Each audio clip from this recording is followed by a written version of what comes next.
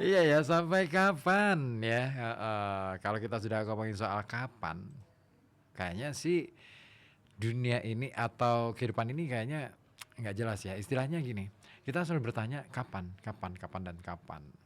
Seolah-olah segala sesuatu nggak ada kepastian. Dan memang yang namanya kepastian dalam kehidupan ini kayaknya enggak deh. Yang ada adalah kemungkinan-kemungkinan. Nah makanya apa yang kita pikirkan adalah sebenarnya mungkin saja, tetapi kadangkala pikiran kita kadung menjustifikasi ya, menjudgment bahwa itu sudah pasti. Padahal belum tentu. Oke, nah daripada ngomongin soal kapan dan kapan gitu ya. Aha. Seperti ada nih pendengar kita ya, kawan kita yang sedang berharap-harap nih kapan nih saya bisa sampai ke rumahnya. Aduh. Baik, saya sapa aja deh Mama Sasa ya. Belum mah. Baik, em, sore ini saya punya cerita tentang sosok yang luar biasa. Tadi sudah ya, Suryo Pranoto. Nah sekarang saya ingin cerita tentang tokoh nasional yang namanya boleh dibilang lebih besar dibandingkan orang tahu. Dia adalah anak anak Betawi dan dia ini kerap mendapat julukan sebagai anak Betawi yang doyan sekolah. Ah, kira-kira siapa ini? Sidol. Bukan Sidol. Tapi ini dia adalah Muhammad Husni Tamrin. Nah, Muhammad Husni Tamrin seperti yang kita kenal, dia itu selalu tampil seperti bak serigala galak. Wah, suaranya tajam, tegas. Penampilannya rapi, dan ini tidak mengurangi keangkerannya saat berdiri dan berbicara. Husni Tamrin adalah seorang anak Betawi, pentolan berbagai organisasi politik, tokoh pergerakan, serta wakil rakyat Batavia dalam sidang pemerintahan kolonial, serta berani membela warga, bangsa, dan negaranya. Nah, meski fasih berbahasa Belanda, Inggris, dan juga Prancis, serta Jerman, dia justru seringkali berpidato dalam bahasa Indonesia yang diejek koran Belanda sebagai Pujes Melais. Nah, pidatonya menggugat kebijakan politik kolonial sampai soal Indonesia Raya dan Indonesia Merdeka. Misalnya cukiran pidatonya nih yang dia sampaikan pada tahun 1938, berani dia mengatakan, fraksi kami sengaja menerangkan bahwa ia menuntut kemerdekaan Indonesia. Pemerintah itu disusun dan dikuasai oleh anak negeri sendiri yang bisa mengetahui dan merasai keperluan masyarakat Indonesia. Hanya makhluk Tuhan yang tidak berakal, beringin diperhambakan selama-lamanya, dan tidak mempunyai angan-angan untuk merdeka. Wah, ini masih relevan juga ya sampai sekarang ya. Istilahnya pidato ini nggak hanya berlaku di tahun itu, tetapi ini wow luar biasa nih. Iya, kalau kita cermati lagi pidatonya berarti artinya kemerdekaan itu bukan sesuatu yang apa ya istilahnya pemberian begitu saja, tetapi harus dipertahankan dan harus diperjuangkan. Kenapa? Karena untuk menjadi hamba Tuhan itu adalah menjadi hamba yang merdeka. Keren. Itu nukilan pidato dari Muhammad Husni Tamrin. Nah, kemunculan pemuda ini cukup mengagetkan pada waktu itu. Di usia awal 20-an tahun, Husni Tamrin selalu hadir dari tahun ke tahun dengan cepat menapak berbagai anak tangga jabatan. Nah, mulai pegawai perbukuan, pegawai pemerintah daerah, sampai wakil wali kota 1 Batavia, loko burgemeester, anggota Volksraad ya, sampai menjadi tokoh partai dan organisasi pergerakan nasional di zaman Belanda. Dan memang menarik banyak perhatian.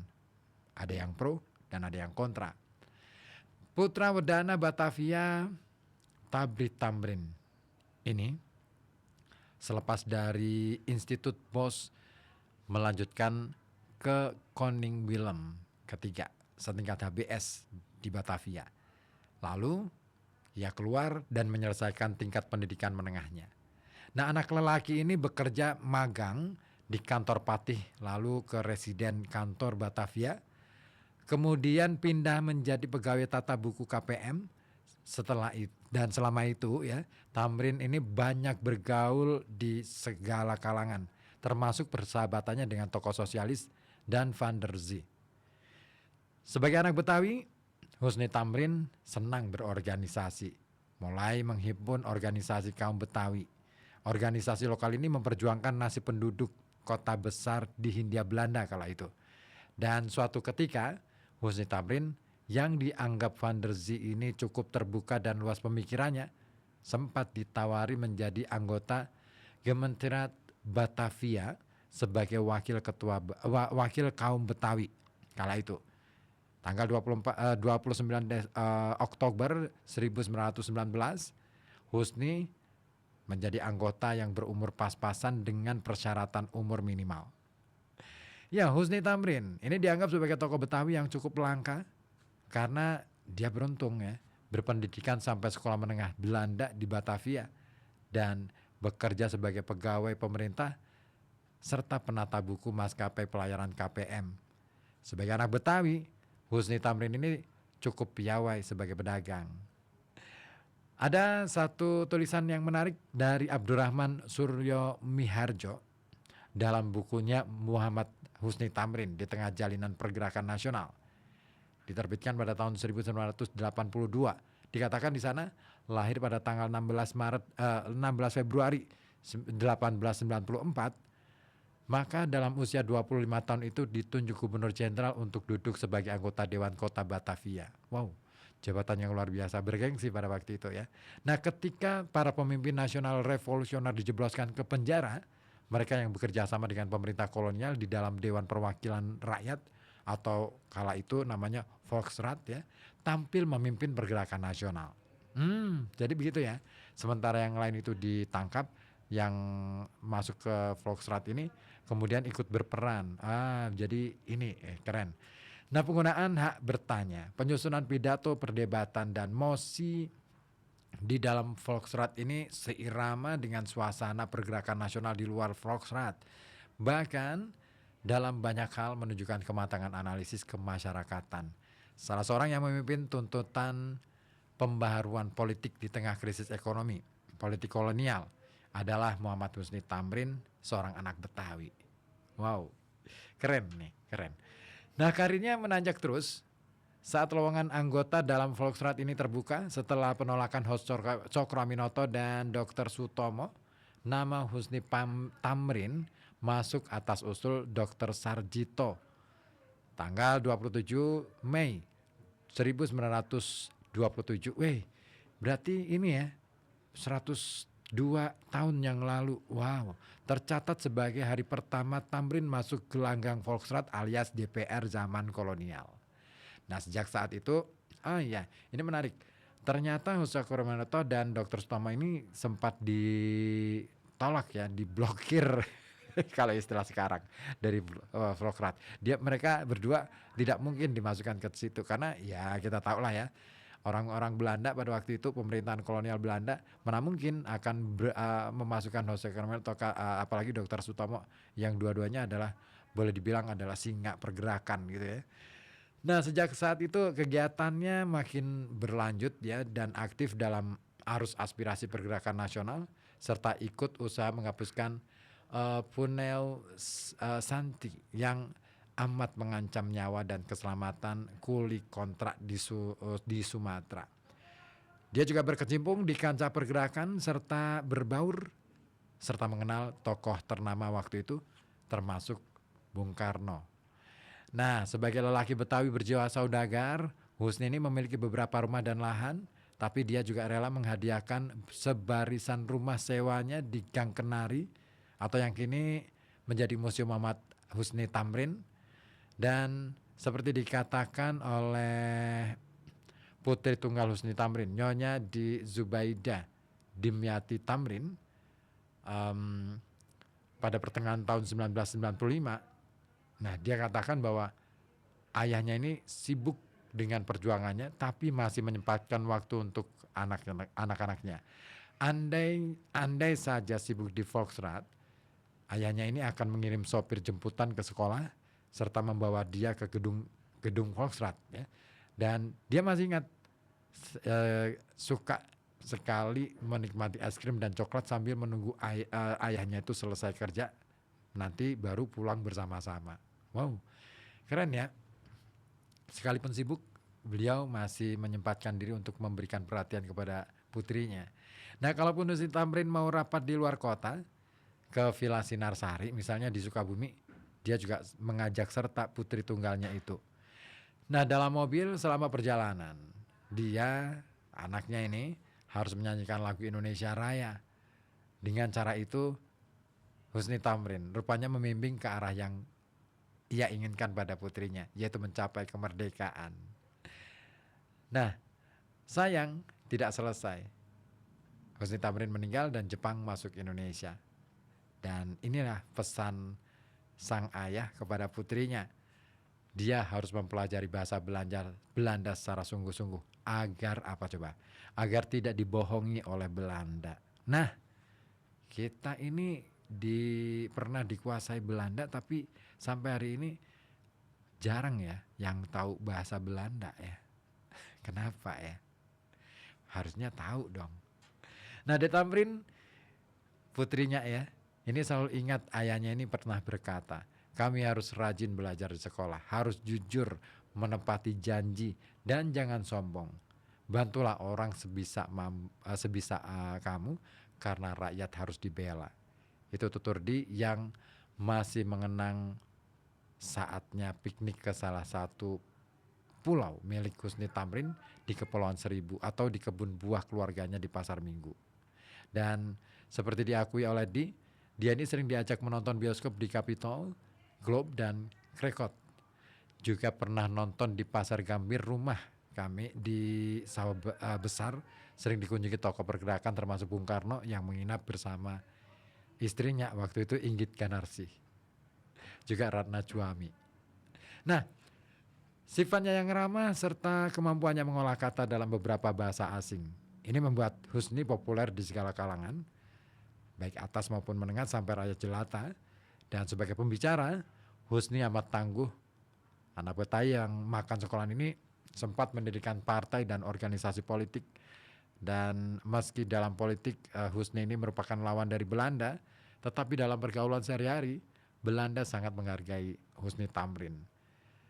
Istrinya selalu mendampingi kemana dia pergi, dan waktu putrinya lulus SD, dia sering diajak ke Sumatera, juga mendengar pidato ayahnya di Padang, Medan, dan Aceh. Dan rupanya Husni Tamrin begitu membangkitkan semangat rakyat. Dan saat itu banyak orang tahu siapa Muhammad Husni Tamrin. Baru saat itu saya, si Di ini agak tahu kalau ayahnya adalah orang besar. Di ujung tahun 1935, Husni Tamrin membentuk Partai Indonesia Raya, Perindra, bersama Dr. Sutomo.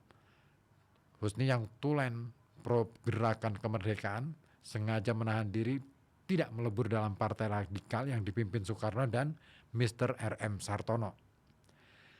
Seperti ditulis Suryo Miharjo, ibarat mata uang yang nilainya ditentukan oleh dua sisinya, begitulah pergerakan nasional di masa penjajahan tidaklah akan bertahan apabila terdiri atas yang revolusioner saja, dan tidak ada yang menempuh jalan lain secara revolusioner. Husni memilih menjadi wakil Betawi.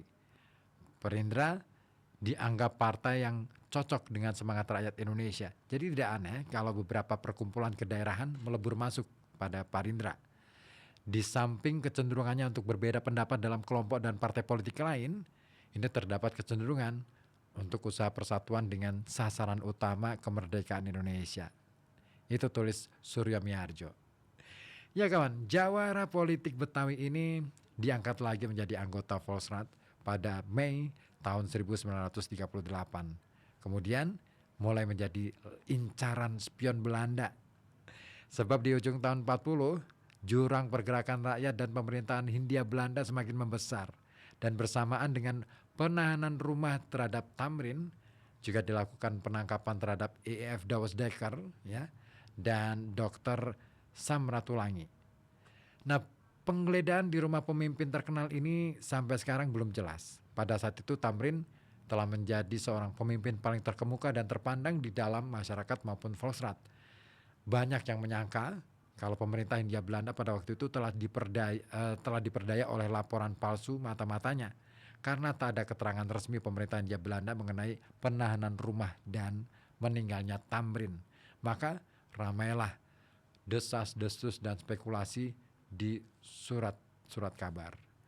Ya, penahanan polisi politik atas diri Tamrin beberapa hari sebelum dia meninggal membawa kepanasan hati banyak orang. Apalagi ketika itu para pemimpin Indonesia lainnya seperti Soekarno, Hatta, Syahrir, maupun Kusuma Sumantri, dan juga lain-lainnya, ini masih dalam pembuangan.